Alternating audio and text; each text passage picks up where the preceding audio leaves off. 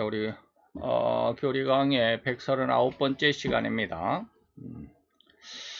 139번째 시간인데 사도행전 1장 9절로 11절까지 종말론, 우리가 지난 시간에 종말론 또 재림론이라 그러죠. 첫 시작 총론적인 것을 생각해 보았습니다. 오늘은 전철연설의 중간이겠습니다. 물론 지난 시간에도 전철연설의 그 7년 전 휴거설에 대해서 잠깐 알아봤죠. 그것과는 좀 다른 중간 휴거설, 그리고 이제 휴거가 없는 전철연설 좀 알아보도록 하겠습니다. 자, 지난 시간에도 말씀드렸습니다. 신약은 예수 그리스도의 초림이 있은 후에 재림이 있을 것, 내가 다시 온다 라고 분명히 얘기했죠. 사도행전에 내가 가면 보혜사 성령을 보내주시지만 그리고 반드시 내가 또 다시 온다 라고 하는 거 성경에 기록이 되어 있습니다. 그래서 지난 시간에는 전철연설 중에서도 7년 전에 휴거한다 라고 하는 그런 말씀을 드렸죠. 전철연설은 뭐라고요? 1000년 전에 이 말입니다. 1000년 전에 예수님이 재림한다. 재림이 언제 있느냐 그 시기에 따라서 전철연설, 후철연설, 1000년 후에 오신다. 우리나라에서는 후철연설은 정통적인 신앙으로 받아들이지 않습니다. 그 다음에 무철연설이 있다라는 말씀을 드렸죠. 이 전자 대신 무를 하면 무철연설. 1000년이 없다. 1000년이 없으면 어떡해? 예수님의 초림 아기 예수로 오실 때부터 예수님이 재림할 때까지 그게 기간이 얼마가 됐든지 간에 1000년이라는 어떤 의미, 또 숫자적인 개념이 아니라 의미적인 개념이다 라고 이렇게 하는 그런 주장이다라는 말씀을 드렸죠.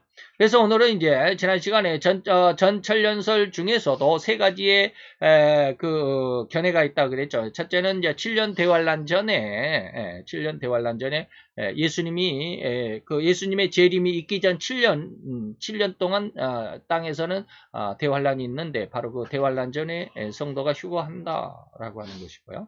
오늘은 두 번째입니다. 전철연설에서 7년 대환란의 중간에 말이죠. 그래서 전 3년 반이 끝나고 후 3년 반이 시작되기 직전에 휴거가 있다라고 하는 중간 휴거설을 주장하는 그런 학파, 그런 견해입니다. 7년 대환란 전에 휴거한다라는 주장에 대해 혹자들은 7년 전 휴거가 아니라 7년 대환란 중간인 전 3년 반이 지난 직후에, 다시 말하면 후 3년 반이 시작이 되면서 성도들의 휴거가 있을 것이라고 다소 조금 견해가 다른 그런 그 해석을 제시합니다. 그죠? 이런 휴거의 시간만이 조금 다를 뿐이죠. 그래서 처음에는 7년 전에는 뭡니까? 예수님의 재림이 있으면 예수님이 재림 앞으로 재림 전에 7년을 우리는 7년 대환란이라고 그러는데 7년 전에 성도가 휴거가 있다라고 하는 지난 시간에는 바로 그랬죠. 그림을 보면 자, 지난 시간에는 성도의 휴거가 예수님의 재림의 7년 전에 있었죠. 그리고 7년 동안 땅에서는 7년의 대환란이 있고 그리고 7년 대환란이 끝나면 예수님이 재림한다라고 하는 이러한 뭐랄까, 지도였지만, 오늘은 7년 전의 휴거가 아닙니다. 7년 전의 휴거가 아니라, 전 3년 반이 끝나면 성도의 휴거가 있고, 땅에서는 후 3년 반이 진행이 된다. 나중에 이제 뭐 자세히 그렇게 말씀드릴, 이것 정말로만 하더라도 엄청나게 긴데, 후 3년 반은 1260일이라고도 하고요.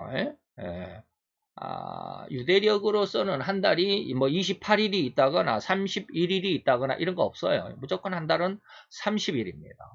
무조건 한 달은 30일이에요. 그러다 보니까 1년이면 얼마요?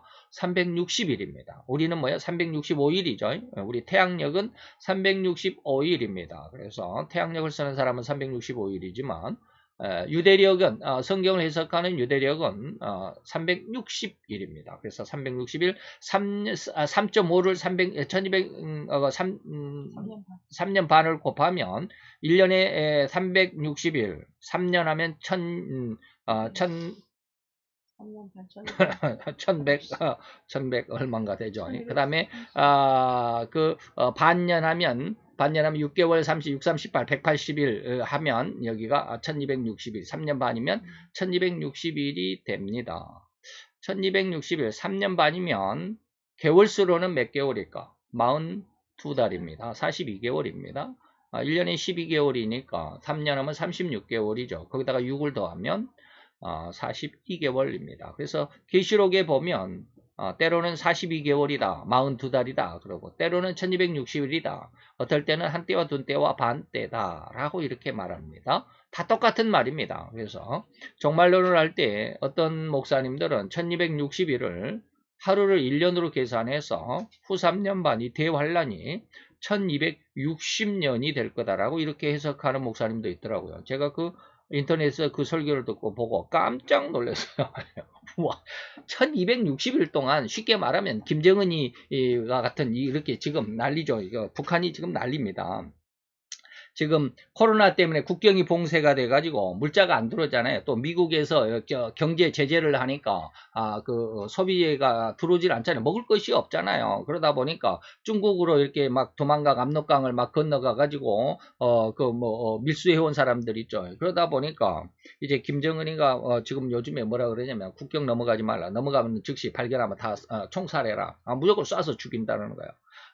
엊그저께는 지난달인가요? 엊그저께는 무슨 일이 있었느냐면 그 국경 근처에서 조금 돈이 있는 사람들이 탈북하기 위해서 근데 이제 요즘에는 막 군인들이 넘어가는 거 보기만 하면 막 총으로 쏴서 무조건 정지 그것도 없이 무조건 쏴서 죽인답니다. 무조건 보기만 하면. 그러니까 보초들하고 이제 자주 그 가까운 동네에 있으면서 자주 얼굴을 익히면서 얼굴을 볼 때마다 뭐 감자라도 하나씩 주고 건빵이라도 하나씩 주고 막 그래가지고 얼굴을 좀 익혀놨다가 어느 날 이제 드디어 그렇게 얼굴이 잘 익히고 난 다음에 어느 날은 이제 가서 술을 진탕 먹였답니다.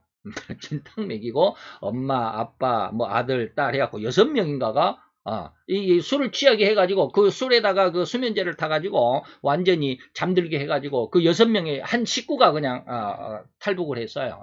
그게 또 알려져가지고 또 난리법석이죠. 예. 그래가지고 또 거기다가 올해는 또 장마가 엄청 심했죠. 지난 여름에 장마 때문에 또 작황도 안 좋고 그러는데 먹을 것도 없어요. 그런데 그 먹을 것들을 먹을 것들을 어떻게 했냐면 이제 군량비를 풀어가 김정은이가 그랬답니다. 군량비 풀어가지고 나눠줘라. 그런데 나눠주는데 그냥 공짜로 공산주의니까 공짜로 나눠줘야 되잖아요. 근데 공짜로 나눠주는 게 아니고 돈을 받고 팔았답니다. 그리고 나서 이번에 추수하고 나서는 그거 군량비를 다 먹었으니까 그거 다시 군량비를 제대로 채워놓고 나머지를 분배해라라고 그랬더니 군량비 다 채워 넣고 남은 것 가지고 이렇게 싹 분배를 하다 보니까 2달치밖에 안 되는 거예요. 2달치. 1년 12달치를 줘야 되는데 2달치밖에 안 줘. 2달치를 주고 너 1년 동안 살아라. 그런데 절대로 이거 장마당에 가서 내다 팔고 이렇게 이렇게 장사하면 발견 즉시 죽이는 거고. 또 산에 가서 나무 뭐 없으니까 나무 뿌리라도 캐먹어야 되잖아요. 그런데 산에 가서 만약에 나무 한 뿌리 잘랐다 그러면 총살이. 그러니까 뭐 어떻게 살 수가 없는 거예요. 가서 배고프니까 장마당에 가가지고 뭐 쌀이라도 한 대박 팔아가지고 뭐 보리라도 한 4대박으로 이렇게 뭐 이렇게 바꾼다거나 뭐 그래야 되는데 그거 하면은 총살. 산에 가서 그것도 없어가지고 산에 가서 풀뿌리 캐먹고 또 풀뿌리가 부족하니까 또 나무 뿌리 캐먹으면 나무를 또 훼손했다고 해서 또 총살이고 난리법서 이게 지금.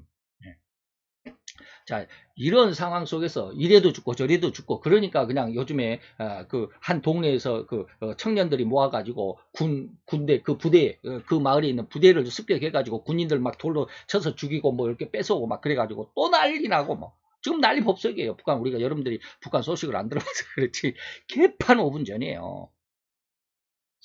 그런 상황 속에서 아주 최악의 상황이다. 근데 그보다도 더 악한 상황이 뭐다? 후 3년 반입니다. 그런데 후 3년 반을 어떤 목사님들 1260년으로 해석을 해버리면 3년 반이니까 그래도 조금 참으면 되잖아요. 어디 동굴 속에 들어가서 그냥 뭐 지렁이를 잡아먹든 두더지를 잡아먹든 3년 반이라도 그 겨우겨우 근근이라도 목숨이라도 구걸하면 되는데 1260일은 그렇게 1260년 그렇게 못해요. 100년을 1세대로 치면 126세대 후 내 126대 후손이 드디어 예수님의 재림을 보는 거예요. 그래야 되겠습니까? 그런 해석을 다 하고 있어요. 그러면 안 됩니다. 자, 126대가 아니라 12대, 13대 손자가 예수님의 재림을 보게 되는 거예요. 그러면 안 되죠. 그렇게 성경을 해석하면 안 됩니다. 그래서 종말론을 잘 배워야 되는 거예요. 그래서 자 어쨌든지 지나가 봅시다. 여기 종말론에 대해서는 엄청나게 많은 이론이 난무해 있습니다. 인터넷에 들어가면 또 무지무지하게 많아요. 여러분들이 그런 거 이런 거 저런 거 어떤 것이 진짜인가 헷갈려요. 여러분들이 선별할 수가 없어요.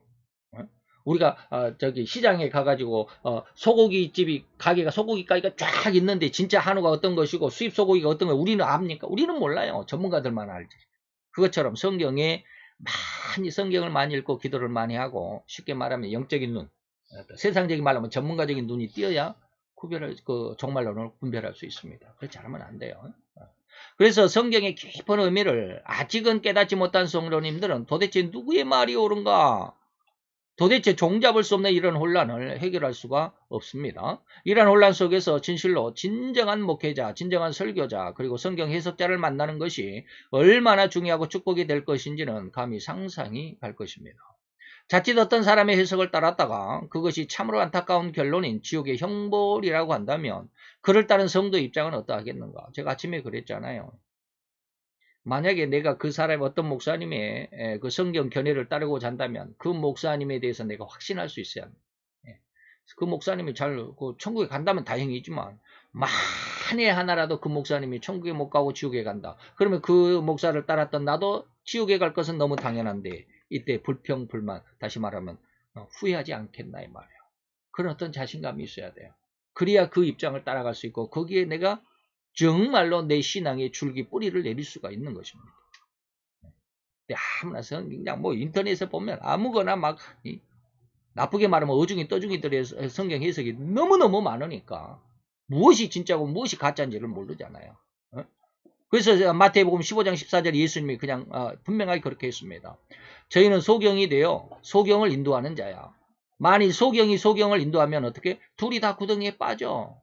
둘 다 앞을 못 보니까 둘 다 성경에 대해서 아주 범벅궁이니까. 그래서 제가 늘 앞에도 이제 앞으로도 그런 말씀을 계속 하겠지만 목회자들은 최하 성경 500독 이상은 해야 됩니다. 설교하려면. 이제 성경 500번이 아니라 10번도 안 읽어보고 어떻게 성경 교회를 운영하고 교회 목회를 하고 설교를 하고 그러겠느냐.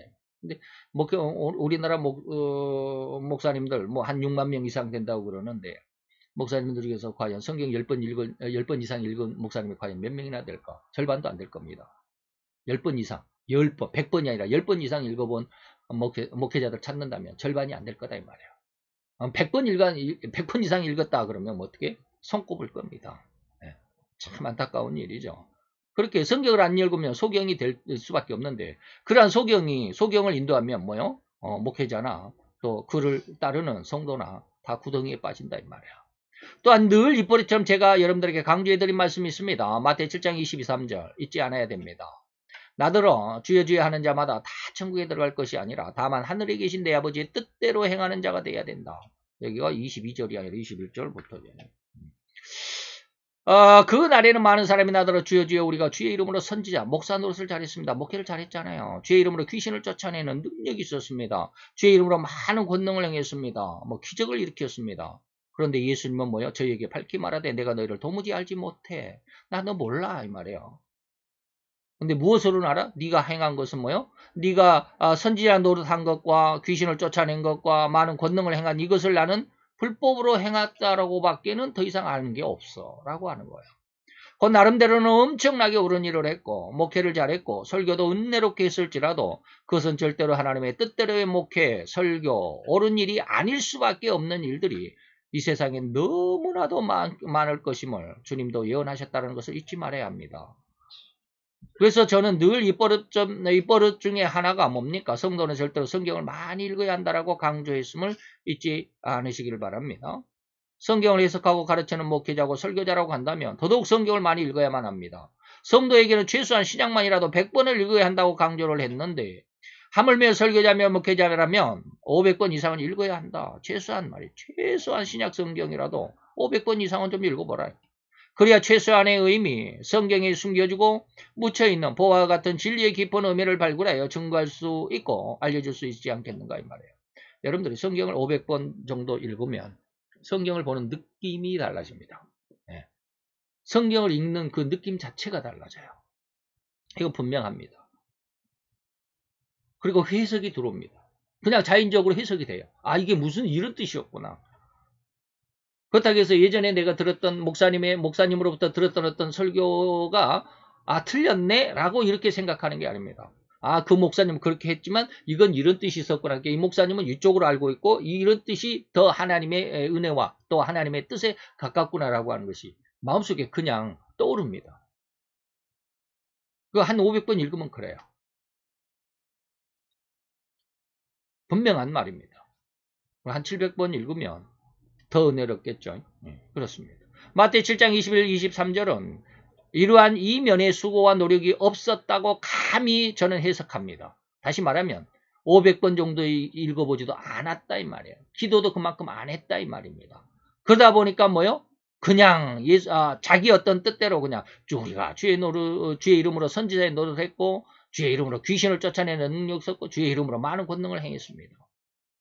우리가 지난 시간에 알아봤습니다. 마태복음 할 때 전도에 미련한 것. 전도에 미련하는 것은 뭐예요? 고린도전서에 5번 쓰였는데 그 중에 하나는 뭐예요? 지혜도 있고, 유대인들은 기적 능력을 보여달라고 그러고, 헬라인들은 지혜를 달라고 그러고. 그러나 복음은 뭐예요? 그런 지혜로 하는 게 아니야. 그런 능력이 나타나는 것으로 복음이 전도되는 게 아니야. 뭐다? 오직 미련한 것. 다시 말하면 사도 바울이 하는 것처럼 예수의 복음만을 예수가 우리를 위해서 십자가의 죽음, 우리를 위해서 무덤에서 부활하심. 이것만이 진짜 그냥 우직할 만큼 이것만 가지고 있는 것이 뭐다? 미련한 법이야 라고 말하는 것이죠. 그렇다면 진실로 참된 종이 어떤 사람인지를 알 수 있을 것입니다. 바로 이때 성경을 많이 읽어야만 하고 기도도 역시 많은 시간을 할애하여 기도의 시간과 깊이를 쌓은 자야만이 옳은 목회자고 설교자라고 할 수 있을 것입니다. 그런데 이러한 이면적인 내용을 잘 헤아릴 수 있기를 바라는데 그렇다고 해서 이렇게 이런 것을 분별한 다시 말하면 그 목회자가 많이 성경을 많이 읽었나 기도를 많이 했나 이것을 분별하는 것은 절대 어려운 일이죠. 몰라요. 바로 이 두 가지 요건 다시 말하면 성경 읽는 것과 기도하는 것 이 두 가지 요건은 그 당사 다시 말하면 설교자의 목회자인 그 당사자인 설교자 목회자의 일신상의 일면이기 때문에 그 비밀이기 때문에 성도들은 잘 몰라요. 그래서 사람 만나는 것이 굉장히 중요합니다. 물어볼 수 없잖아요. 목사님 성경 몇 번 읽었어요? 물어봐도 돼요. 근데 그거 자신있게 대답하는 목사님이 거의 없을 겁니다. 그래서 요한 1서 4장 1절에 분명하게 이렇게 이야기합니다. 사랑하는 자들아 세상에 있는 영을 다 믿지 말라. 목회자들의 영적인 은혜를 다 믿지 말라 이 말입니다. 오직 그 영이 하나님께 속하였는지 시험해봐라. 뭘로 시험해볼까요? 뭘로 시험할 거예요 여러분들은? 성경을 많이 읽었나 안 읽었나 기도의 시간을 얼마나 하는지 보면 알 겁니다. 근데 기도 하루에 몇 시간 해요? 이렇게 물어보면 좀 그렇잖아요. 간혹 가다가 지나가면서 목사님의 서재, 목사님의 기도방을 한번 힐끗힐끗 쳐다보세요. 기도하고 있는지. 기도하는 목사님 거의 없습니다. 물론 짧게 기도해 한 20분, 30분 새벽 기도하고 20분, 30분 해요. 1시간, 2시간씩 하는 목사님들 없어요.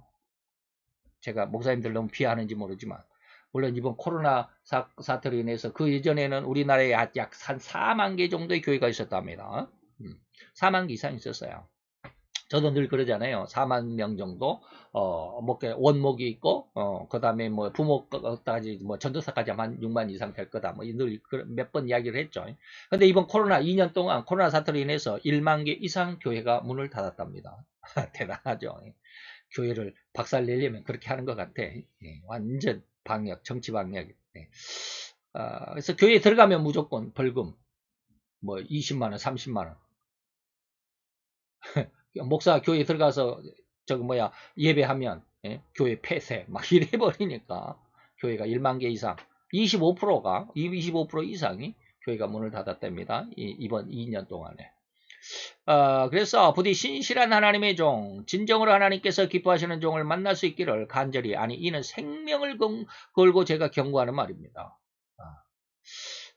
자, 이것에 대해서는 더 이상 뭐 자세하게 말씀드리지는 않겠습니다. 저도 자세하게는 잘 몰라요. 이런 거는 제가 연구하고 또 제가 관심 분야가 아니기 때문에 뭐 중간 휴거설 아니면 뭐 7년 전 휴거설 이런 것에 대해서는 제 전문 분야가 아니기 때문에 자세하게 말씀드릴 수가 없어요. 그래서 이걸로 끝내는데 이게 이제 저의 전문 분야입니다. 세 번째 이제 전철련 중에서도 세 번째 그 학설이 있습니다. 전철련설이지만 휴거가 없다. 다시 말하면 그 무철연설도 성도의 휴거가 없습니다. 무철연설의 특징은 성도의 휴거가 없습니다. 성도들은 이 환란을 통과한다. 세상 속에 살아간다라는 그 특징이 있는데 전철연설은 휴거가 있다라고 하는 게 특징이고요. 그런데 이제 어떻게 보면 전철연설이면서 무철연설과 이제 짬뽕해 놓은 것이 아니냐라고 이렇게 생각할 수 있습니다. 그러나 짬뽕이 아니라 자, 휴거가 없다라는 것은 기정사실입니다. 그래서 휴거가 있다라고 주장하는 분도 자, 나름대로의 어떤 성경적인 근거를 가지고 있지만 앞으로 계속해서 휴거가 없다라는 것을 여러분들에게 자세하게 말씀을 드리겠습니다. 그래서 휴거가 없는 전철연설을 주장하는 학파가 있는데 오늘 이러한 교리를 루이스 뻘콥의 교리는 물론 전철연설의 휴거설을 주장할 것입니다. 근데 7년 전인지 중간 휴거설인지는 자세히 모르겠어요. 그러나 루이스 뻘콥도 장로교 교리 중에 하나로 휴거설을 주장할 겁니다. 앞으로 이제 개삭전은 다 지금 책을 원고를 완성하지 않았기 때문에 앞으로 12월 달까지인가 밖에 안 했어요. 그러다 보니까 자, 끝까지는 잘 모르겠습니다. 어쨌든지 하다 보면 알겠지만 분명히 휴거설을 주장할 것입니다만은 이러한 루이스 뻘콥 교리를 설교하고 강의하는 저지만 저 백학년 목사지만 저는 휴거가 없는 전철연설을 따르면서 그러한 내용으로 이 종말론을 해석하여 설명해 나갈 것입니다. 자, 휴거가 없다라고 하는 것은 휴거라고 하는 그림이 없죠. 그렇습니다. 그런데 이보다도 이제 이렇게 간단하게 보면 7년 대환란이 우리 인간 역사에서 그냥 인간 역사가 그냥 지나가면서 7년 대환란이 어떻게 시작을 합니다. 전 3년반이 시작이 있을 것이고 후 3년반이 시작이 있을 것입니다.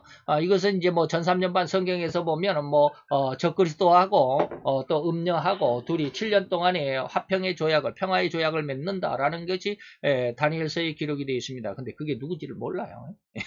어떤 것이 또 그 평화의 조약인지도 몰라요. 자, 이게 간단하게 보면 이런 건데 이것을 좀 더 자세하게 하면 이런 모습입니다. 이것은 이제 조금 이따가 이야기를 하고요. 그래서 아주 간략하게 전철연설의 중심만을 그림과 같이 이제 이렇게 설명할 수 있습니다. 1260일 42달이죠. 이거 3년 반, 후 3년 반, 전 3년 반. 1260일 42달 이렇게 해서 7년이 지나고 나면 예수님이 재림이 있는데 7년 대환란이 끝나는 그날 예수님이 재림한 것이 아닙니다. 7년 대환란이 끝난과 동시에 또 며칠간의 여유의 시간이 있습니다. 그 여유의 시간이 75일입니다. 75일, 2달 반입니다. 2달 60일이죠. 그 다음에 15일이니까 2달 반의 시간을 갖습니다. 그리고 나서 예수님이 바로 7년 대환란이 끝나는 그 시간으로부터 2달 반이 되는 그날에 예수님이 재림입니다. 뭐 그게 언제 될지는 모르지만 지도상의 그림은 그렇습니다. 그래서 또한 각 견해와 주장들이 나름대로는 절대적일 것만 같을지라도 다소 차이가 있고 부족한 곳이 있을지도 모르겠습니다. 성도는 계속해서 이러한 부족한 면을 찾아낼 수 있기를 바라고 또한 더욱 자세한 종말 곧 주님의 예언의 올바른 길을 찾아갈 수 있기를 바랍니다. 더욱이 이제 접하고 있는 이 환란을 통과한다라고 하는 저의 주장이죠. 그래서 휴거가 없는 전철연설 환란 통과설을 잘 공부하여 보면 또한 진리의 깊은 의미와 진미 오징어 진미채가 아니고 그 말도 맞아요. 오징어채가 아니고 진짜 맛을 알게 된다라는 것입니다. 이어서 참 진리의 맛으로 인해서 성경을 알아가는 즐거움을 만끽할 수 있으리라고 확신합니다. 이러한 환란 통과설의 조금 더 자세한 내용으로 이어질 것인데 그림으로 보면 이렇습니다. 자, 우리가 보면 전 3년 반이죠. 전 3년 반을 뭐라고 그런다? 1260일이라고 그럽니다. 후 3년 반을 뭐라고 그런다? 1260일이라고 그럽니다. 그런데 전 3년 반에 1260일을 제가 둘로 나누었습니다. 1150일하고 나머지 이렇게 화살표로 이렇게 보니까 110일 이렇게 했습니다.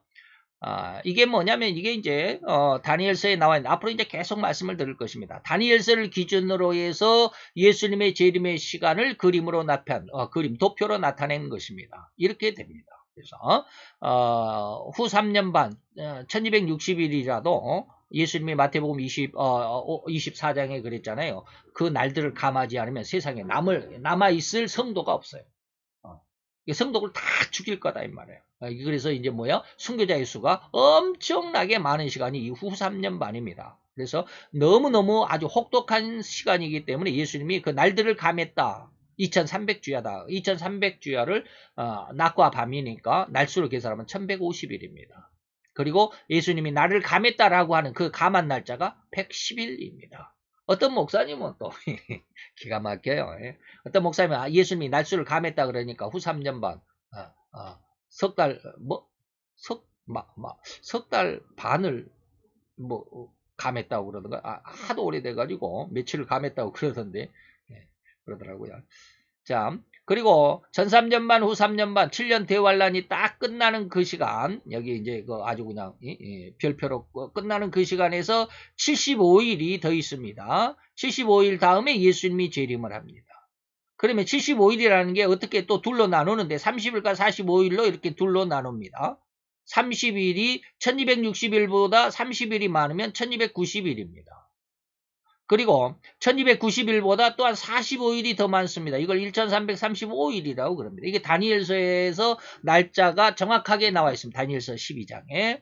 그리고 나서 이날 예수님이 재림을 합니다. 그리고 천년왕국이 이루어집니다. 천년이 끝나는 날 예수님의 백보자 대심판이 이루어집니다. 자, 그리고 전 3년 반과 후 3년 반에 아주 결정적인 구분이 어디에가 있느냐? 미운 물건이 거룩한 곳에 섭니다. 미운 물건이 세워집니다. 이것이 뭐라고? 세계 통일정부다 그랬습니다. 세계 통일정부. 그래서 이 전 3년 반의 시간에는 음녀의 시대라고 그럽니다. 음녀의 시대. 음녀가 뭐요? 정숙한 여자가 아니다. 바람난 여자다 이 말입니다. 다시 말하면 기독교는 기독교인데 정확하게 하나님의 말씀에 딱 붙어서 100% 말씀 속에 있어야 되는데 이게 음녀다 이 말은 뭐야? 바람이 났다 이 말은 뭐야? 하나님도 좋아하고 세상도 좋아하고 뭐 기독교만 구원이 있냐? 뭐 이슬람에도 있고 불교에도 있고 뭐 어디에도 예수가 있고 어디에도 구원이 있고 뭐 이게 쉽게 말하면 세계 종교 통합 WCC 이러한 모습이 뭐다? 음녀다라는 것입니다. 음녀.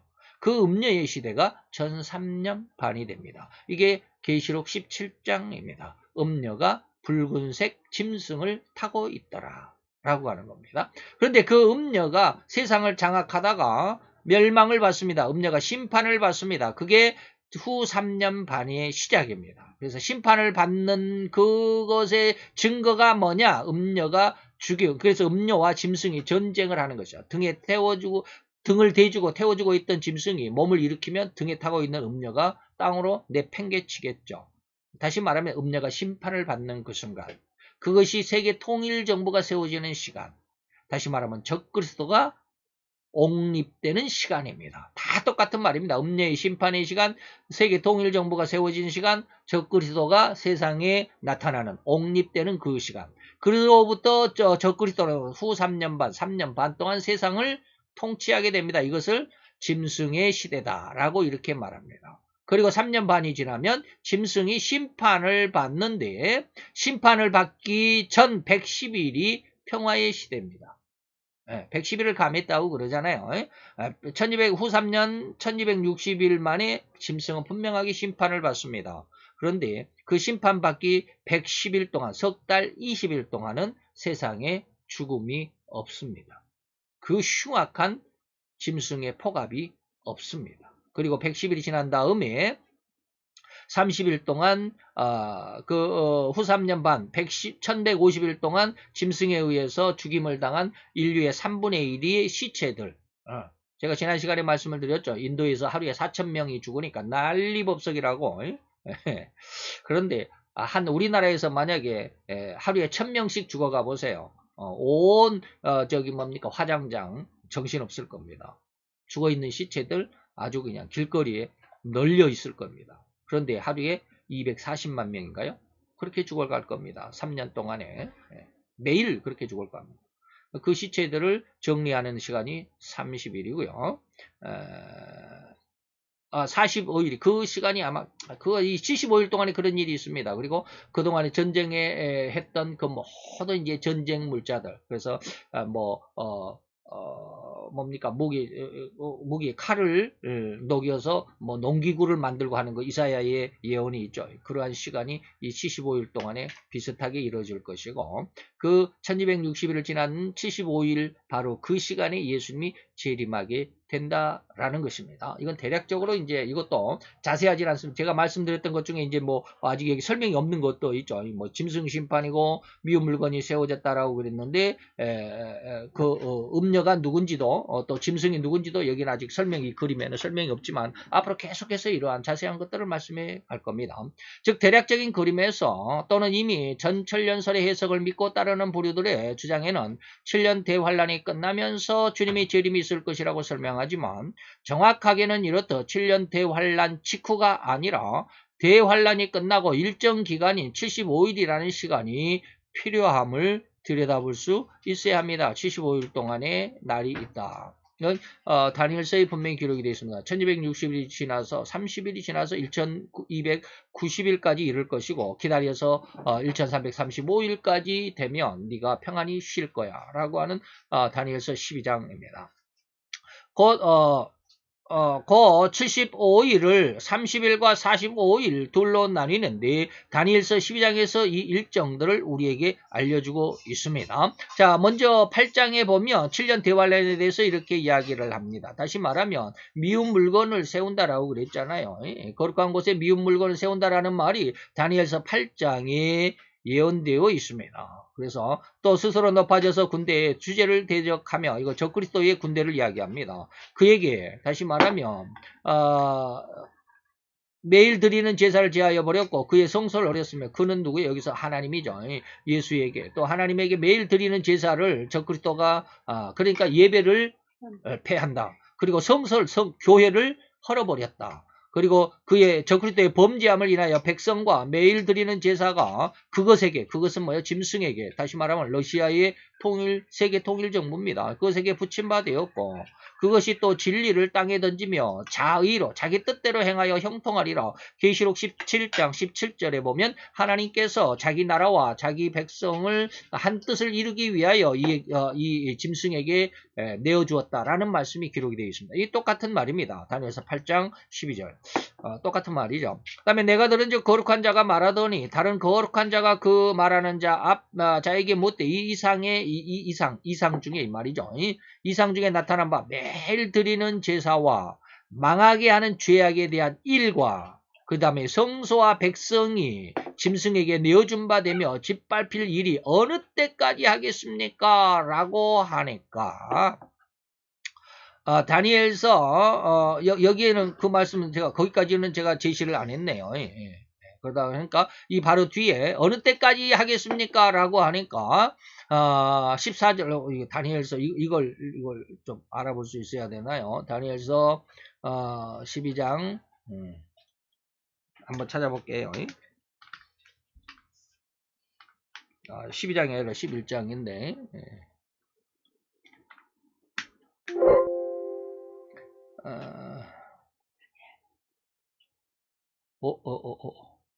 어, 8장에 8장 11절 다니엘서 8장 11절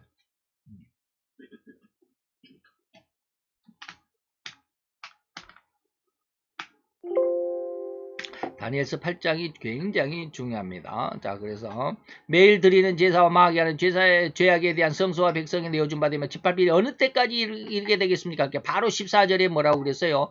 그가 내게 이르되 2300주야까지 하라. 그 다음에 2300주야가 지나면 그때의 성소가 정결하게 함을 입는다. 2300주야 아까 제가 잠깐 말씀드렸잖아요. 2300주야니까 주야 낮과 밤이죠. 2300번 낮과 밤이 바뀐다 이 말입니다. 그렇다고 한다면 2300은 2300주야를 날로 계산하면 절반으로 나누면 1150일이더라 이 말입니다. 1150일이더라. 그래서 제가 여기 1150일을 말씀드렸습니다. 그래서 1260일 중에서 1150일 동안 짐승이 온 세상을 장악을 하고 폭정을 하는데 인류의 3분의 1을 죽일 것이고 110일을 하나님께서 그 혹독한 폭압의 시간을 감해 주셨다라고 하는 것입니다. 그래서 다니엘서 이제 8장에는 바로 이러한 일들 하나님의 성소 또 하나님의 백성이 폭압을 받을 것에 대한 예언이고요. 11장으로 넘어오 보니까 군대는 그의 편에 서서 다시 말하면 이 온 세상의 군대는 적그리스도의 편에 서서 이 말이에요. 다시 말하면 이 적그리스도는 누구다? 러시아라고 그랬습니다. 예, 러시아라고 그랬습니다. 어떤 사람들은 터키라고 어떤 목사님은 또 터키라고 그래요. 이 짐승을 터키라고 그러더라고요. 또 어떤 목사님들은 뭐 이슬람교를 믿는 중동 지역의 아랍 국가들 뭐 지금 지금 뭐 이란, 이라크, 사우디아라비아, 뭐 요르단, 시리아 뭐 이런 나라들이 전부 아랍권 나라들이죠. 중동 지역에 그 이슬람권이 적그리스도라고 짐승이라고 그러는데 잘 들어봐야 합니다. 여러분들이 그런 해석들을 정통적인 신앙의 그 홈페이지 사이트에도 올라가 있어요. 그런 내용들이 이슬람이 짐승이라고 하는 그런 내용의 설교를 링크를 해가지고 그 사이트에다 올려놨더라고요. 그래서 제가 2번이나 그걸 경고를 했어요. 거기 그 사이트에다가 이런 것은 올리지 않았으면 좋겠다. 이건 정통신앙에서 어그러진 것이다. 이건 잘못된 것이다 라고 했는데 말을 안 했더라고요. 나 같은 사람 말 누가 들어줄 사람이 없어요. 이름도 없고 그러니까 내가 무슨 뭐 기독교 총회장이다 그러면 좀 말빨이 맥힐까. 나 같은 사람은 뭐 내 말을 뭐 들은 척도 안 해요. 뭐가 뭔지도 모르면서 말이죠. 군대는 그의 편에 서서 다시 말하면 세상의 온 나라 여기서 어떻게 보면 그 군대의 중심이 누구예요? 열불의 나라입니다. 지금 EU 국가들입니다. EU 국가, 유럽 국가라고 그래야 되죠. 유럽 지역에 있는 국가들.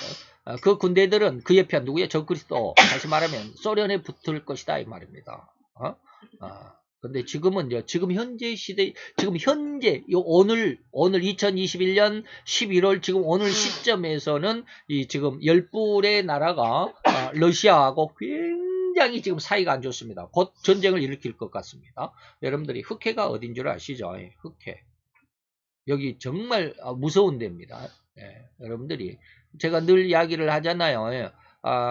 세계 3차 대전이 저는 이제 우리나라에서 시작을 할 것이다 라고 하는 말씀을 몇 번 드렸습니다. 그런데 세계의 군사학 또 정치학 세계 군사학이나 정치학을 하는 이런 학자들은 두 군데를 지목을 합니다. 3차 대전의 시발점이 어디냐 두 군데를 지적하는데 그게 바로 우리나라고 하나는 여기 대만입니다. 우리나라하고 대만하고가 세계 3차 대전의 시발점이 될 것이다라고 이렇게 정치학자들 일부 뭐 군사학을 아는 그러니까 군사평론가들은 이렇게 이야기를 합니다. 정치학자들도 대만하고 한국을 굉장히 위험한 지역이다. 3차 대전의 도화선이 될 거다라고 그러는데 요즘에 보면 여기로 쭉 옆으로 넘어가 보면 인도가 있죠. 인도 옆으로 이렇게 쭉 넘어가 보면 위로 올라가면 파키스탄, 아프가니스탄, 투르크메니스탄하고 보면 여기 아제르바이잔 있고 여기가 카스피해라고 하는 건 좀 길쭉하게 생겼죠. 그 옆에 여기가 흑해입니다. 흑해. 이 흑해를 제가 지금 알려드린 게 뭐냐면 흑해를 조금 이렇게 보면 위에 이렇게 보면 길이 나오니까 좀 헷갈리죠. 이렇게 보면 길이 안 나오니까 위에 우크라이나라고 하는 나라가 있습니다. 여기가 지금 국경선입니다. 이렇게 실선이 이 점선은 이제 구역선 전라남도 뭐 전라북도 하는 그런 여기가 러시아 땅입니다. 위에 이렇게 점선으로 나와 있는 데는 여기에는 전부 러시아 땅입니다. 그런데 여기 밑에 조지아라고 하는 나라 있죠? 여기하고 국경이 돼 있습니다. 그러니까 그리고 또 여기까지가 국경이 돼 있습니다. 그러다 보니까 여기에서 이 바다, 이 흑해 여기에서부터 여기까지, 조지아가 여기까지니까, 조지아가 요렇게 돼 있으니까, 여기서부터 여기까지 이 바다 여기가 러시아 땅입니다. 러시아 해변이에요. 그러니까 러시아가, 지금 뭐 여기, 저기가 안 되니까, 색깔 연필로 안 되니까 여기 지도라. 단물질이 많아요? 아니 지금 그걸 이야기하는 게 아니에요. 지금 여기가 러시아 땅이거든요. 요렇게 해가지고 요 오른쪽이 전부 러시아 땅입니다. 요 조지아 위에 여기가. 근데 여기에 바다에 붙어 있는 게 뭡니까? 우크라이나하고 바로 여기 국경이잖아요. 옛날에 여기 소련이었습니다. 고르바초프 있을 때 소련이었습니다. 그런데 고르바초프가 실각을 하고 옐친이 러시아 대통령으로 올라오면서 이 우크라이나가 독립을 했습니다. 우크라이나가 소련에서 독립을 했어요. 그래서 여기는 이제 소련에서 독립을 해서 우크라이나인데 우크라이나가 어디냐면 여기까지였습니다. 여기 밑에까지. 근데 여기 밑에 꼭 주머니 같이 달린 요것이 있죠. 이게 뭐냐면 크림반도입니다. 좀 키워볼게요. 세바스토폴이라고 하는 이 섬이 크림반도라고 하는 이게 우크라이나 땅이었습니다. 우크라이나 땅이었는데 몇 년 전에 2년인가 3년 전에 우크라이나에는 친러시아 성향의 사람들이 상당히 많았습니다. 그래서 이 지역에서만 쉽게 말하면 여기가 이제 뭐 경상도인지 전라도인지 우리나라에서 그 한 도에 정도에 해당하는데 이 크림반도라고 하는 이곳에서 국민투표를 실시했습니다. 이 우크라이나 전체 국민투표가 아니라 여기에서만 이 크림반도에서만 투표를 해가지고 우리가 러시아로 갈 거냐 우크라이나에 남아있을 것이냐라고 국민투표를 해가지고 러시아로 가자라고 국민투표가 결정이 났습니다. 그러다 보니까 이 땅을 러시아가 여기 로스토프 온돈 이런 데는 전부 러시아입니다. 이게 막 화살표가 가면 거기에 막 지도가 나오고 그러네. 그래서 이 땅을 이 크림반도라고 하는 이 땅을 러시아가 가져감으로 인해서 지금 전체 세계에서 미국을 주도한 이 서방 국가에서 러시아를 지금 제재를 하고 있습니다. 그래서 러시아가 무지하게 지금 가난해져 있는데 지금 제가 뭘 말씀드리냐고 하냐면 여기가 바로 흑해입니다. 그리고 여기 세바스토폴이라고 하는 이곳이 아마 그 엄청난 소련이 아니죠. 러시아의 해군 기지가 있습니다. 이것 때문에 러시아가 이제 이 우크라이나에 속해 있던 이 크림반도를 국민투표라고 하는 이름으로 이게 가져가 버렸죠. 그랬더니 이 가져가 버리니까 이 안에는 뭡니까? 여기서부터 여기까지는 우크라이나예요. 마리우폴 여기까지는 우크라이나고 여기서 실선 오른쪽은 러시아입니다. 그러니까 여기까지에 있는 이 해변에 있는 데는 우크라이나니까 이 해변에 있는 사람들이 여기 흑해로 나오려면 여기를 통과해야 돼요. 여기를 통과해야 됩니다. 그래서 옛날에는 여기가 우크라이나였고 오른쪽에는 러시아였기 때문에 여기가 뭐 한 45km인가? 750m인가? 45km인가? 이게 넓지를 않아요. 거의 좁습니다. 그러니까 여기를 지나가려면 딱 가운데로 나누어 가지고 왼쪽은 우크라이나, 오른쪽은 러시아 그랬는데 여기를 크림반도를 러시아가 먹어버리니까 여기가 전체가 다 러시아 땅이 돼버린 겁니다. 그죠? 그러니까 우크라이나에 있었던 이 사람들이 이쪽으로 나올 수가 없는 거예요. 왜? 여기 소련 땅이니까. 소련의 바다니까 여기 지나가려면 소련이 너 왜 지나가? 우리 땅인데 하고 못 지나가게 하는 거예요. 그러니까 미국을 중심해서 미국, 영국, 프랑스, 뭐 독일 이런 데서 야, 이 땅을 왜 니네들이 불법으로 크림반도를 가져갔냐? 그리고 여기 해협을 이 해협 이름을 모르겠어요. 무슨 해협이라고 그러는지. 케르치 해협이라고 나오네요. 케르치 해협. 이 해협을 러시아 걸로 인정을 못하겠다라고 해가지고 여기에다가 막 영국의 군함을 보내고 미국의 군함이 가고 지금 그래요. 지금 그러니까 그저께인가 미국의 큰 군함이 한 척이 여기 구축함이 한 척이 이쪽 흑해로 들어갔어요. 그랬더니 러시아에서 푸틴이 니네들 자꾸 여기 우리 바다에 들어오면 니네들 침몰시켜 버릴 거야라고 그랬어요. 어저께인가 그저께. 그래서 지금 여기 엄청나게 긴장이 고조되고 있는. 다시 말하면 이쪽에 나토하고 러시아하고 아주 굉장한 그 전쟁의 불꽃이 튀기 바로 직전의 상황이 여기 흑해예요. 그리고 나서 또한 여기 대만입니다. 대만이 전쟁, 중국과의 전쟁. 그리고 우리나라도 북한과의 전쟁 속에서 중국이 분명히 참전할 것이기 때문에 우리나라도 3차 대전에 도화선이 될 가능성이 많다. 지금 제가 여러분들에게 세 가지 지금 현재 오늘 그 세계 3차 대전이 일어날 수 있는 가능성이 있는 세 곳이 바로 여기 흑해, 그 다음에 우리나라와 북한, 그리고 대만. 우리나라와 북한은 반드시 중국이 참여하게 돼 있습니다. 그러니까 제가 늘 이야기하잖아요. 우리나라와 북한과 전쟁이 일어나면 중국이 들어올 것이고 그러면 미국이 참전하게 우리나라로 동맹국이니까 방위조약에 의해서 참전하게 될 것이고 그러면 중국과 미국이 엄청난 피해를 입을 것이다. 둘 다 절반은 죽을 것이다. 반쯤 죽을 것이다.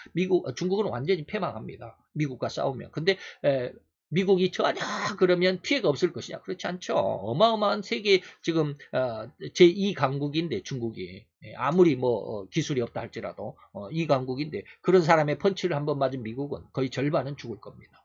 그러다 보니까 그런 상황 속에서 미국의 국력이 한 절반 정도 이제 그 다운된 상황 속에서 러시아가 한번 이렇게 탁 건드리면 미국은 넘어간다 이 말이에요.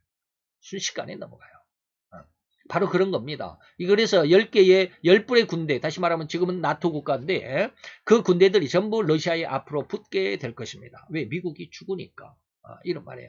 군대는 다시 10불의 나라는 짐승의 편에 서서 그의 편에 서서 성서 곧 그 견고한 곳을 거룩한 곳을 더럽히며 매일 드리는 제사를 폐하고 멸망케 하는 미운 물건을 세울 것이다. 이제 앞에 말씀드린 바로 이때입니다. 음녀가 심판을 받는 때 세계 통일 정부가 세워지. 그래서 이게 그 가증한 물건을 뭐라고 그랬어요? 매일 드리는 제사와 멸망케 하는 가증한 물건을 세계 통일 정부다. 세계를 통일시킨 러시아의 통일 정부다라고 하는 것입니다. 그래서 또 뭐 여기에서 뭐 30일이 있다 45일이 있다라는 말은 다니엘서 12장 11절 12절입니다. 매일 드리는 제사를 폐하며 멸망케 할 미운 물건을 세울 때부터 다시 말하면 이때로부터 멸망케 할 미운 물건이 세우는 이때로부터 이 말이죠. 여기에 별표가 있는 이때로부터 며칠이 지나냐 1290일과 1335일이 지난다라고 하는 말씀이 12장에 기록이 되어 있죠. 그래서 그때로부터 1290일을 지낸다. 1290일이 나왔죠. 그리고 좀 더 기다려보면 1335일까지가 있을 거야. 그렇게 그 날까지 기다리고 있는 사람, 그 날까지 있는 사람은 복이 있으리라. 무슨 복? 예수님의 재림을 맞이할 수 있는 복을 얻을 것이다 라고 하는 것입니다. 여기 멸망케 할 미운 물건은 마태복음 24장 15절에서 주님께서 지칭하신 부분으로서 이 구절을 인용하신 것입니다. 그래서 마태복 24장 15절에 보니까 그러므로 너희가 선지자 다니엘의 말한 바 멸망에 가증한 것이 거룩한 곳에 선 것을 보거든 너희들이 읽어야 깨닫는다 이 말입니다. 다니엘서를 많이 공부해야 합니다. 이는 절대적으로 7년 대환란 중에서 후 3년 반, 전 3년 만이 마치는 시간이고 어디가 전 3년 만이 마치는 시간? 여기죠. 전 3년 반이 마치는 시간. 세계의 통일정부가 세워지는 시간이고 그날은 음녀가 심판을 받는 시간이고 그래서 이제 짐승이 미운 물건의 주인이 누구요? 짐승이잖아요. 이 짐승을 누구라고 그랬다고요? 러시아라고 그랬습니다. 러시아가 이제 후 3년 반의 주인공이 될 것입니다. 그리고 그 후 3년 반이 이제 다 차면 짐승이 또한 심판을 받게 될 겁니다. 그래서 앞으로 제가 늘 그러잖아요. 앞으로 모든 사람은 다 죽는다. 너나 할 것 없이 다 죽어요. 그런데 예수를 믿는 사람은 좀 더 일찍 죽습니다. 근데 그 3년 반을 죽지 않으려고 믿음을 버리고 예수를 버리고 복음을 버리고 목숨을 구걸하게 되면 그때는 살아날지 모르겠습니다. 근데 3년 반이 지나면 반드시 심판을 받습니다. 목숨이 3년 반밖에 연장되지 않는다 이 말입니다. 그래서 전 3년 반이 마치는 시간이고 또한 이는 뭡니까? 후 3년 반이 시작하는 시간으로서 이른바 전무후무한 대환란으로 주님께서 마태복음 24장 21절에 예언하신 말씀입니다. 그때에는 큰 환란이 있을 것인데 대환란이죠. 큰 환란이 있을 것인데 창세로부터 지금까지 이런 환란이 없었고 후에도 없으리라. 전에도 없었고 후에도 없다. 그러니까 뭐예요? 전무후무한 대환란이 21절에 예수님으로부터 예언되어져 있습니다. 그 전 3년 반의 시간은 인류가 모르고 지나갈 수 있습니다. 전 3년 반은 모르고 지나갈 수 있습니다. 근데 물론 이제 평화 조약을 한다. 짐승과 음녀가 이스라엘에서 평화 조약을 맺는다라고 그런데 그게 뭔지는 어떤 것인지를 저도 잘 모르겠어요. 근데 확실하게 후 3년 반의 시작은 뭐요? 세계 통일 정부가 세워집니다. 거룩한 곳에 미운 물건이 세워진다. 멸망케 할 가증한 물건이 세워진다라고 하는 것입니다. 이것은 후 3년 반의 시작을 알리는 세계적인 표징이 될 겁니다. 전 3년 반의 시작은 몰라요. 어떤 것인지를 잘 이해를 못해요. 지금도 이스라엘과 가자 지구에 있는 팔레스타인의 평화 조약이 이미 있었기도 하고요. 또 요르단과도 평화조약이 있었고 그 이집트와 평화조약도 있었고 말이죠. 근데 그 모든 그 이스라엘과 맺은 그 평화조약들이 지금은 상당히 많은 시간이 흘러갔잖아요. 예, 근데 그런 시간이 많다 보니까, 그런 조약들이 많다 보니까 어떤 것이 진짜인지 저도 잘 모르겠어요. 예, 이것은 하나님만 아시겠지만 어쨌든지 그렇습니다. 그래서 계시록 17장의 평화의 시기입니다. 전삼년 말은 평화의 시기입니다. 모든 재력, 모든 권력을 가진 음녀의 시대입니다. 1003년 말은. 그래서 제가 아주 우려스러운 그 연설을 하나를 봤습니다. 아주 정말로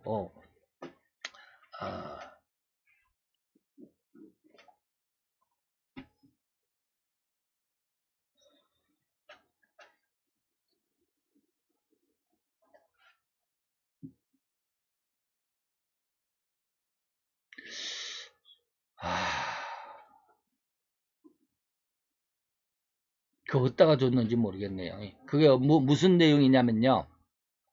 우리나라 문재인 대통령이 이번에 유엔에 가서 그 연설을 했습니다. 그 연설 중에서 제가 아주 그냥 뒤통수를 한 대 얻어맞을 듯한 그러한 그 내용이 있어서 제가 캡처를 해놨는데 어디다가 해놨는지 모르겠네.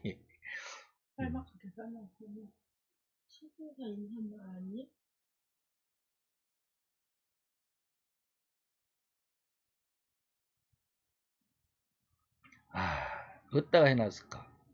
그 내용 중에 이제 제가 이제 딱 그 말만 딱 캡처해서 올려놨는데 제가 지금 그 사진을 못 찾겠습니다. 지금 내용은 어떠냐면 이번에 문재인 대통령이 유엔에 가서 연설하는 중에 무슨 말을 했느냐면 지금까지 시대는 경제권을 잡은 경제력이 강한, 그러니까 쉽게 말하면 돈 있는 나라가 세계의 평화를 유지해 갔다. 그러나 이제는 그게 아니라 세계적인 어떤 뭐라고 그래요. 뭘로. 그러니까 그 말을 제가 그 말을 딱 보는 순간 아주 뒤통수를 한 대 얻어 맞았어요. 바로 이 말이거든요.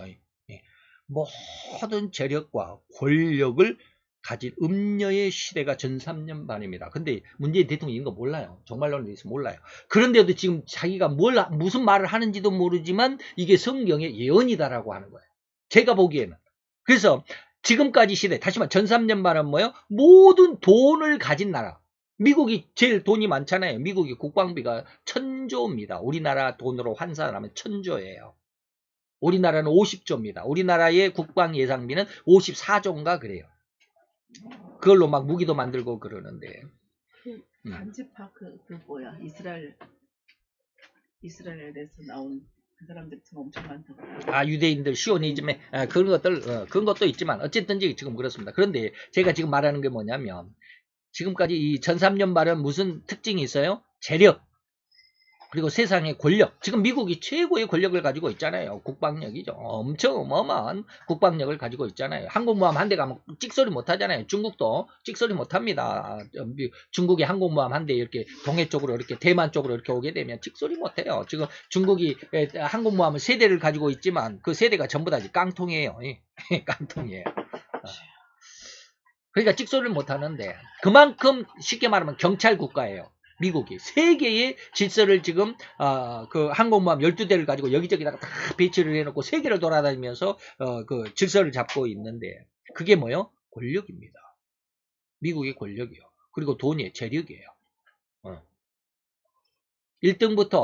1등의 나라가 국방비가 1000조라고 그랬습니다. 2등부터 10등까지 나라 2, 3, 4 해가지고 2등부터 10등까지 나라의 국방비를 다 합해도 1000조가 안 됩니다.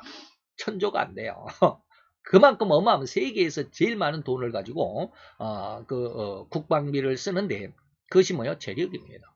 재력과 권력을 가진 음녀의 시대가 전삼년 반입니다. 그런데 이런 재력과 권력을 가진 음녀가 멸망을 받습니다. 제가 그래서 늘 이야기하잖아요. 앞으로 미국의 시대가 조만간에 끝날 겁니다. 근데 지금 이러한 성경의 예언을 모르는 우리나라의 군사학자, 그 다음에 정치학자, 외교학의 학자들 이렇게 인터넷 인터넷 사이트를 이렇게 보면 성경의 내용은 없고 전부 다 이제 미국이 승리를 해야 돼. 미국에게 우리가 붙어야 된다. 근데 계시록 17장에 보면 미국이 망할 때 전부 다 온 세계가 운다고 통곡을 한다고 그랬잖아요. 어찌하여 저 큰 바벨론이 망했는가? 어찌하여 저 큰 바벨론이 흔적도 없이 사라졌는가? 하고 막 운다고 그랬잖아요. 자, 그랬습니다. 그러한 시대가 끝나게 될 겁니다. 그런데 그 시대를 끝나게 하는 것이 누구요? 바로 러시아와 중국이 될 겁니다. 근데 중국은 소시계에 불과해요. 중국은 절대로 세계를 통일을 못합니다. 러시아가 합니다. 그런데 그 러시아가 세계를 통일하고 몇 년을 간다? 3년 반밖에 못 가요. 3년 반밖에. 그것도 110일을 뺀 1150일. 3년 석 달밖에 못 갑니다. 3년 두 달. 3년 두 달밖에 아니죠. 3년 두 달밖에 못 갑니다. 반을 채우지를 못하죠. 석 달 20일을 그러니까 3년 2개월, 3년 2개월을 세상을 장악하게 되고 짐승이 이제 예수님의 재림으로 심판을 받게 되면 다 죽습니다. 그 안에 붙어 있는 모든 군대는 다 죽습니다. 아까 그랬잖아요. 그의 군대는 그의 편에 서서 성소 곧 하나님의 거룩한 곳, 견고한 곳을 더럽히게 될 것이다 라고 하는 거. 그래서 재력과 권력을 가진 음녀의 시대로 온 세상의 풍요를 갈구하는 그런 시간이 전 3년 반입니다. 이런 음녀를 짓밟는 존재가 있을 것입니다. 곧 음녀를 등에 태우고 있던 짐승이 이제는 몸을 일으켜 세움으로 등에 타고 있던 음녀를 내 동댕이 쳐 죽일 것이다. 자기가 온 세상의 권력을 장악하게 될 것임을 예언하는 이 부분이 바로 적그리스도의 출현이고 그것이 계시록 17장 그리고 18장입니다. 계시록 17장 3절에 보니까 그 성령으로 나를 데리고 여기 사도 요한입니다. 예수님이 사도 요한을 데리고 광야로 가서 뭔가를 보여줍니다. 그런데 거기서 사도 요한이 본 게 있습니다. 여자가 음녀죠. 붉은빛 짐승을 탔다. 이 붉은빛 짐승이 바로 제가 늘 이야기하는 짐승이고 이 여자가 바로 음녀입니다. 그러니까 여자가 뭐 했어요? 짐승을 지금 탔다라고 그랬습니다. 그러니까 짐승이 지금 태워주고 있잖아요. 그러니까 누가 우세해? 여자가 우세해. 근데 여자가 어마어마한 부자입니다. 그런데 그 짐승의 몸에는 참남된 이름들이 가득하고 7머리와 10뿔이 있더라. 10뿔이 10발가락, 10뿔, 10개 나라. 지금 EU 나라가 거의 대부분이 이 속에 들어가 있습니다. 유럽 국가들입니다. 뭐 EU에는 지금 일본도 들어가 있지만 일본은 유럽이 아니잖아요. 그러니까 EU라고 하기보다는 그 유럽 국가가 유럽, 뭐 독일, 프랑스, 영국, 이탈리아 뭐 이런 데가 전부 다 유럽이잖아요. 그런 나라들이 전부 좌경향이 될 겁니다. 좌파들이 지금은 뭐 영국이나 프랑스, 독일이 지금 미국에 붙어가지고 지금 러시아에 그냥 막 대적을 하고 지금 중국에 대적을 하고 지금 뭐 항해, 장애인이 자유니 뭐 이런 것들을 지금 하고 있잖아요. 그런데 앞으로 이런 나라들이 전부 러시아 편에 들게 될 겁니다. 16절로 넘어가 보니까 내가 본 바 이 10뿔 여기 말하는 7머리와 10뿔이라고 그랬는데 10뿔과 짐승이 한 통속이 된다 이 말입니다. 한편이 연합국이 돼가지고 음녀를 죽이게 되죠. 미워하여 망하게 하고 벌거벗게 하고 그 살을 먹고 불로 아주 태워 죽일 것입니다. 그리고 이렇게 음녀는 뭐라고 그랬어요? 타락한 기독교라고 그랬습니다. 미국이 기독교의 대표입니다. 기독교 그러면 뭐 딱히 뭐가 안 떠오르잖아요. 그런데 그 대표가 기독교로 세워진 나라가 미국입니다. 그래서 미국이라고 그러죠. 그래서 뭐 나중에 또 말씀드리겠지만 이 음녀의 후보자가 셋입니다. 미국 기독교의 대표, 그 다음에 천주교, 교황을 비롯한 천주교, 그 다음에 유대교. 이 세 개의 나라, 세 개의 그 파트가 어마어마하게 돈이 많습니다. 천주교도 돈 어마어마하게 많아요. 유대인들도 그렇고. 미국이 지금 방금 말씀드린 것처럼 어마어마한 돈이 많죠. 그 중에 저는 이제 미국으로 추정을 합니다. 둘 중에 하나지만. 음녀를 징계하여 처참하게 묵살하고 죽인 짐승의 죄를 징벌하실 것입니다. 여기다가 여기 점을 딱 쳐야 되겠네. 묵살하고 음녀를 죽인 짐승의 죄를 징벌하실 것입니다. 이게 이제 짐승을 심판하신다 그랬잖아요. 짐승을 심판하게 될 것입니다. 그래서 이 짐승을 징벌하는 시간이 곧 예수님의 재림이 됩니다. 이게 계시록 19장입니다. 그래서 19장 11절부터 이렇게 쭉 보면 이렇습니다. 보라, 백마를 탄 자, 즉 예수님이죠. 그 다음에 그는 만왕의 왕이고 만주의 주라고 했다. 자, 우리는 이렇게 전철연설이지만 휴거가 없는 내용으로 종말론을 이어갈 것입니다. 그래서 전철연설이지만 휴거가 없다라는 이 견해의 중심은 계시록 대부분에서 환란 중에 성도들이 여전히 땅 위에 존재하고 있음을 기록하고 있기 때문에 그렇습니다. 계시록 6장에 보면 대환란을 의미합니다. 계시록 6장 9절로 11절에 보니까 다섯째 인이 대환란입니다. 첫째 인부터 넷째 인까지는 전 3년 반을 의미합니다. 전 3년 반. 그리고 다섯째 인은 후 3년 반. 여섯째 인은 예수님의 재림. 그 다음에 일곱째 인은 천년왕국 평화. 잠시 동안 하늘의 고요함. 최고의 평안. 이것을 의미합니다. 그랬더니 다섯째 인을 떼실 때에는 무슨 일이 있었습니까? 그 재단 아래에서 그 순교자들이 하소연합니까? 그래서 하소연하는데 그 대답이 뭐예요? 저희 동무들 종들과 다시 순교자들과 동등하게 이 말이죠. 저희 형제들도 자기처럼 그 순교자들처럼 죽임을 받는다. 그리고 그 수가 차기까지 기다려달라라고 이렇게 말씀이 있었는데 이게 바로 순교자의 수가 채워진다. 다시 말해 후 3년 반 동안에 예수를 믿고 예수 때문에 자기 목숨을 내놓는, 복음 때문에 자기의 목숨을 내놓는 이러한 순교자가 어마어마하게 많아질 거다. 만약에 이 세상에 성도들이 다 휴거가 돼가지고 없으면 누가 죽을 거야? 에? 믿는 사람들이 죽을 수가 없잖아요. 왜 다 하늘에 가서 다 올라가 있는데 어떻게 죽습니까? 근데 그래서 순교자의 수가 채울 수가 없죠. 그렇게 말하니까 또 휴거를 말하는 사람들은 순교할 사람들만 남아있고 순교할 사람들은 남아있고 나머지 잘된 성도들은 다 올라갔다라고 이렇게 이야기하는데 그렇지 않습니다.